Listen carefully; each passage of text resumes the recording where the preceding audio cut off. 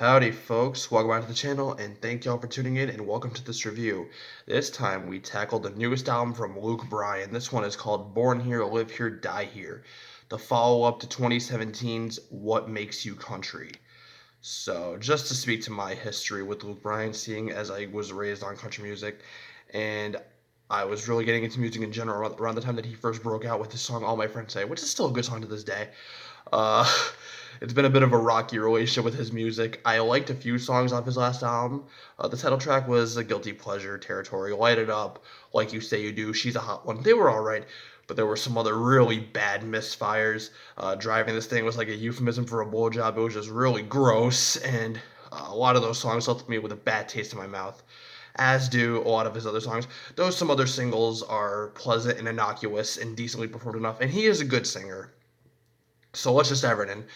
Bryan will certainly be remembered as one of the most prominent country acts of the 2010s. While he initially burst on the scene in 2007, it was a handful of years later that he really broke out, riding in on the wave of bro country. Quickly rising from simmering upstart to seminal trendsetter, some of his albums released during that time served for better and definitely for worse as the blueprint for a majority of the mainstream country projects that we got for a while there. Even albums like Rewind from Rascal Flatts seemed to try to keep up with the times. And while Bryan may pack arenas for the rest of his life and continuously churn out hit radio singles, his time as one of the premier acts in the game has definitely passed. It doesn't help that Born Here, Live Here, Die Here has to be his most tired project to date. The man can sing, and I can appreciate his efforts to continue to push the boundaries as much as he can, but it's Bryan. Whatever writing material you'll find here is dated and predictable. Celebrating your hometown, struggling to drink a memory away. You name it, it's here. The treasure trove was looted a long time ago, most notably by Bryan. And while there are some truly new perspectives here, What She Wants Tonight actually succeeds at bridging the gap that the otherwise awkward R&B flirtations couldn't reach whenever someone like maybe Dustin Lynch tried them. And the glassy electric guitars are nice. And do with Bryan's attempt at an R&B falsetto what you will. And the title track may have some of the laziest songwriting I've seen in a while, but at least the steel guitar will pop up every now and then, and the song will randomly pick up the pace after a pretty bland chorus. But other than that, despite those new perspectives, there isn't much positive to report without the pretty awful moments surrounding them. Lead-off single Knockin' Boots is undoubtedly one of Bryan's worst cuts yet. The douchey sneers remain a hindrance to the composition, and I'll never understand what's appealing about this approach. A little less broken sounds earnest enough if you can excuse the fact that this is just the next in a long line of post-breakup operas in disguise that Bryan has cranked out.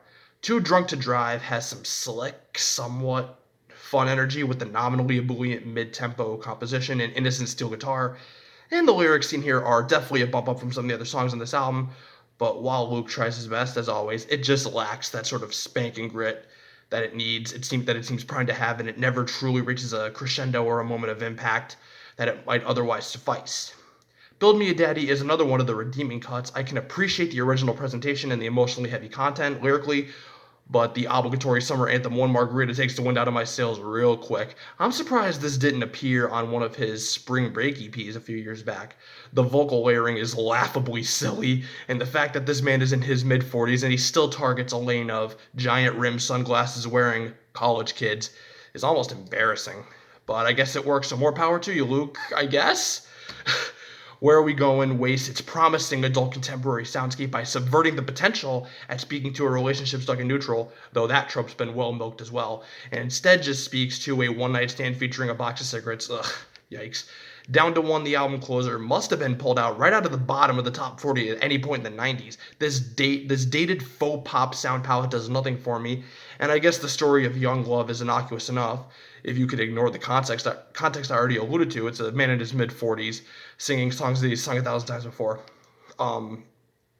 Overall, if you're already a fan of Bryan, you will eat this up. If you're a fan of mainstream country music fodder, country pop, bro country, then you're definitely going to eat this up, and it's red meat to the base, I guess you could say.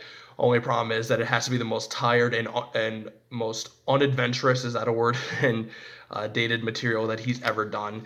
It doesn't seem like that long ago that he was really among the upper echelon of some of the premier acts in country music and really setting the trend with this mix of pop and rap and hip hop and stuff like that.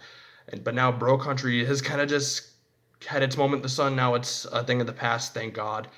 And but boyfriend country as it's being dubbed, and wherever the genre goes from here is not promising at all.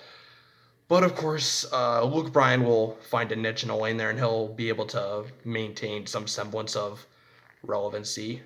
But we'll see how many more lackluster albums he puts out in the meanwhile. I'm giving Born Here, Live Here, Die Here a 2 out of 5. Proceed with caution, but again, if you're already a fan of him, well then, my cynical opinion will not sway you in the slightest.